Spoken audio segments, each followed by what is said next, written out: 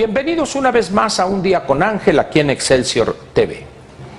El día de hoy me comprometí a comentar con usted acerca de 3 documentos que pienso yo son, pues si no fundamentales, cerca estarían de esa condición para entender cómo va la economía mexicana y sobre todo para inferir con un buen porcentaje de certidumbre el comportamiento en los próximos 6, 12 o, si quisiéramos extendernos, diríamos 18 meses. Estos 3 documentos son elaborados y dados a conocer mes a mes, el día 4 o 5 o prácticamente ahí, dependiendo cómo venga el fin de semana. De manera conjunta son elaborados y dados a conocer por el Banco de México y el INEGI. Estos 2 documentos son en este orden: el índice de confianza del consumidor, el índice de confianza del productor y el índice de pedidos manufactureros. Voy a tratar de describirle muy rápidamente cada uno de ellos y qué es lo que tratan de proporcionar al interesado en el desarrollo y comportamiento de la economía mexicana. El índice de confianza del consumidor pretende medir, si es que se puede hablar de esta manera, cuál es medir la evaluación o el punto de vista que tiene el consumidor. No olvide que es desde el punto de quien consume, de quien adquiere bienes o servicios, respecto al estado de la economía, y en función de eso que él ve, que él advierte de la situación económica, lo traduce en acciones concretas en 2 partes: en el gasto, es decir, en el consumo, o en el ahorro. Para el consumidor es muy importante esta consideración porque en un determinado momento puede posponer la compra de algún electrodoméstico, un vehículo, adquirir un crédito hipotecario, etcétera, si él tiene una visión optimista de la economía, que permanecerá en el trabajo que tiene, etcétera, etcétera. Por otra parte, si él ve condiciones que no le satisfacen en lo que se refiere a ver con optimismo la economía para los próximos 6, 12 meses, pues hay una probabilidad muy alta de que él decidiere no gastar, no consumir, sino por el contrario, ahorrar. Y una forma de ahorro podría ser aquí también, debemos aclararlo, el reducir lo más que pueda las deudas que tiene. Este indicador, el índice de confianza del consumidor, permite, más que a las autoridades hacendarias, a los oferentes de bienes y servicios en la economía, tomar ciertas decisiones. Imaginemos que una persona que fabrica artículos de temporada navideña, por ejemplo, estamos hablando de alguien que no necesariamente está en el ramo de la juguetería, sino en el de regalos diversos que se proporcionan o que se entregan en diciembre, canastas, armado de las mismas, etcétera. Y si él sigue con detenimiento este índice y encuentra que las expectativas que el consumidor tiene de acuerdo a este documento tiene para los próximos 6, 12 meses, es evidente que él tendrá que tomar ciertas medidas que tendrían que ver con la adquisición del número de canastas, con el número de cajas de vino, de coñac, de champaña, de embutidos, dependiendo de lo que él le ponga a las canastas para venderlas a empresas privadas o a dependencias públicas, al Congreso, etc.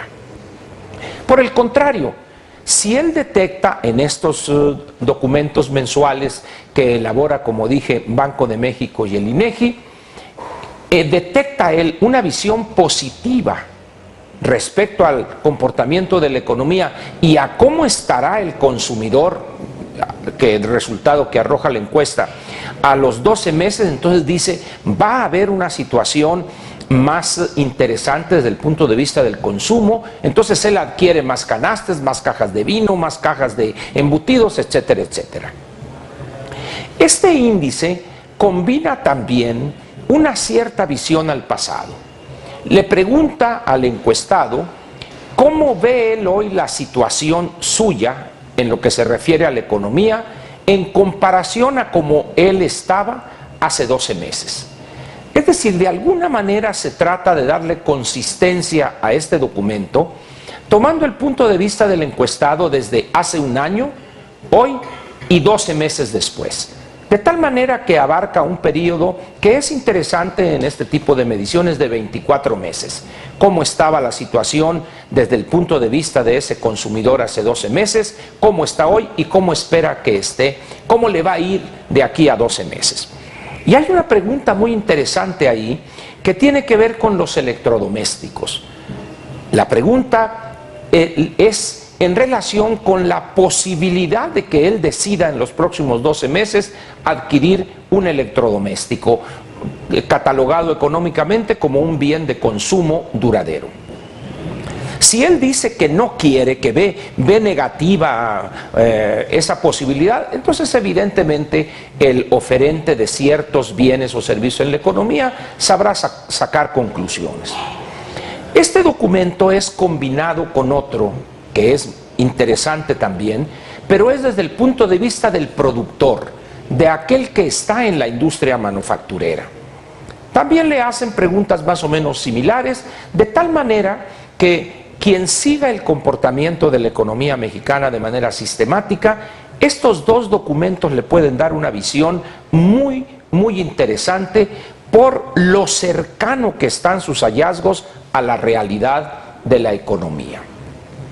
El tercer documento tiene que ver con algo que podríamos llamar, con alguien que podríamos llamar en una empresa el gerente de compras. Se llama índice de pedidos manufactureros. Estas preguntas son muy específicas en relación con la visión que tiene esta persona en una empresa. Hay evidentemente una muestra que pretende reflejar de manera objetiva el universo de las empresas en este país. Y si él dice que no van a aumentar sus inventarios o que no ve posibilidades de crecer, etcétera, es decir, esto les da, repito, a aquellos interesados en el comportamiento de la economía un muy buen panorama. Porque debe usted, si quiere enterarse o quiere vislumbrar el comportamiento para los próximos 6-12 meses de la economía, lo mejor es combinar los tres documentos. Alguien dirá, bueno, es que yo como consumidor nomás me interesa el primero. Perfecto, pero piense usted que estos documentos tienen por objeto proveer de información o de datos duros, resultado de estas encuestas, a personas que ofrecen bienes y servicios en la economía. El universo al cual están dirigidos y pensados en su metodología, en sus preguntas, tiene en mente a personas que van a tomar decisiones que van a afectar la oferta y en algunos casos la demanda. La oferta en el caso cuando estemos analizando el estado de ánimo, por así decirlo, del consumidor, o la oferta desde el punto de vista del productor.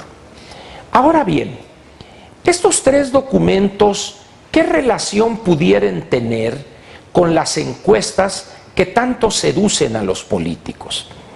En estos días estamos celebrando el primer año del gobierno del licenciado Enrique Peña Nieto y hoy precisamente se cumple el primer año del gobierno del Distrito Federal que encabeza el doctor Miguel Ángel Mancera.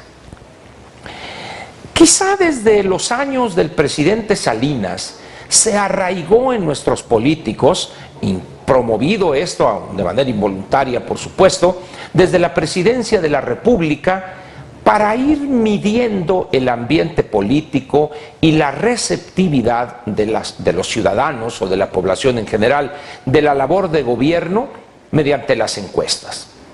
El presidente Salinas, educado en muchos aspectos en la escuela norteamericana de hacer política, le concedió un gran valor a las encuestas y al uso de las mismas. Posteriormente, el presidente que lo siguió, el doctor Ernesto Zedillo, continuó con esta práctica y ya no se diga de los dos presidentes panistas, tanto Vicente Fox como Felipe Calderón. Hoy los resultados nos dicen que hay un rechazo elevado en lo que se refiere a términos de aprobación al presidente Peña Nieto. Y también aquí en el Distrito Federal, al doctor Miguel Ángel Mancera. Las razones de este rechazo son diferentes. En el primer caso, se debe al comportamiento de la economía. En particular, pienso que es injusta esa calificación en razón de que los resultados económicos no son dependientes de la voluntad del gobernante. Me parece ridículo pensar que el presidente Peña Nieto quiere que le vaya mal a México y que esté mal la economía. No funcionan así las cosas. De tal manera, pues, que en las condiciones de una democracia, pues alguien tiene que pagar el descontento de la población y evidentemente es quien gobierna. Desde ese punto de vista se entiende esa mala calificación, la cual, una vez que mejore las condiciones económicas, crezca el número de empleos, aumente el consumo, mejoren los salarios, etcétera, evidentemente también la aprobación del presidente de la República se elevará. Pero, ¿qué es lo que pasa en el Distrito Federal? Las causas son completamente diferentes. Estamos aquí ante un rechazo o una pésima calificación de un gobernante en razón